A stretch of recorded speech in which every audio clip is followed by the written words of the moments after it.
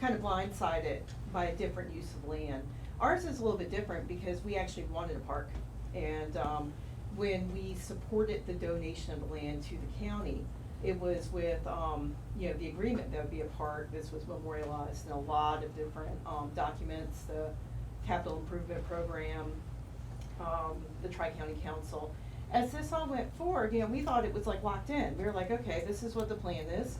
Everything's gonna be fine, it's all good. And we found out really quickly, all that can go away in a heartbeat. So the gentleman in blue up here, when he said, it depends on the votes, depends on who's in, it depends on who's, you know, controlling the, you know, like the power, who's got the executive decision at that moment. So when I'm hearing about the zoning, it's really interesting for us. We were R8 residential zoning. Nothing should really be able to be behind us, and this is like right in our backyard. You know, but we agreed on this park, and this was, you know, worthwhile. But I heard you say, Delegate Adams, Yes. that the reason there wasn't public hearings was because there was two interested parties, the state and the landowner, and they came together. And this is what I'm feeling like should be addressed at almost like at a state level. Because if there's two businesses or two individuals that come together and they wanna make a deal, they're subject to the zoning. And they have to follow the rules of the zoning or get an exception. But everybody that researched, bought their properties, put their money into it, those people, you know, are protected by that zoning process. If the county or the state gets that property, they're able to supersede it and they can do whatever they want with no protection.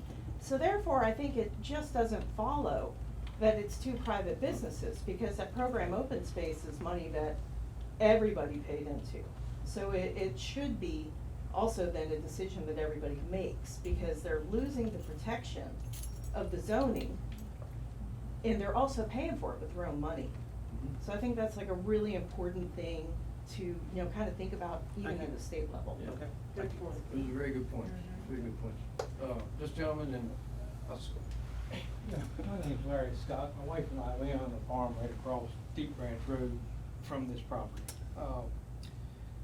I think it sounds like a lot of people, you know, don't have a problem with the park, or part of it being a park. I don't have a problem with it. I think the main problem is the way DNR does business. Sure. Now, they seem to be following us around because they have just purchased 540 acres across the road from our home farm in Dorchester County that they're going to open up to public hunting.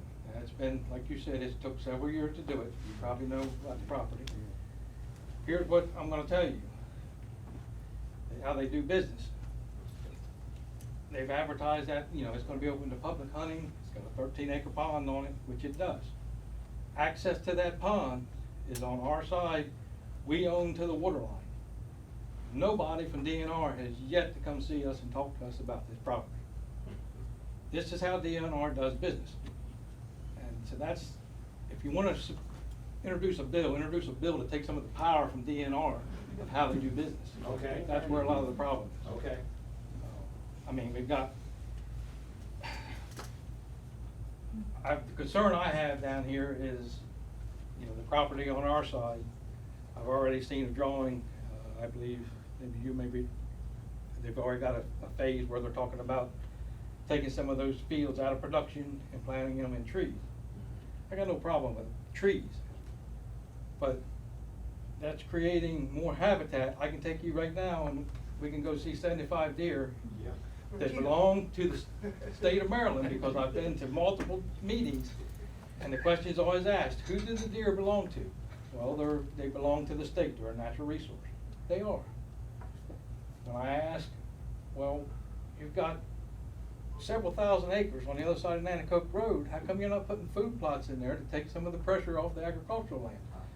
Well, we don't have the money or the resources to do that, but they have money to buy more land that they can't manage. Welcome to Annapolis. Right. Because that truly is, that is the debate over hunting and how often we should be able to hunt. And who do they belong to when they come to eat your corn?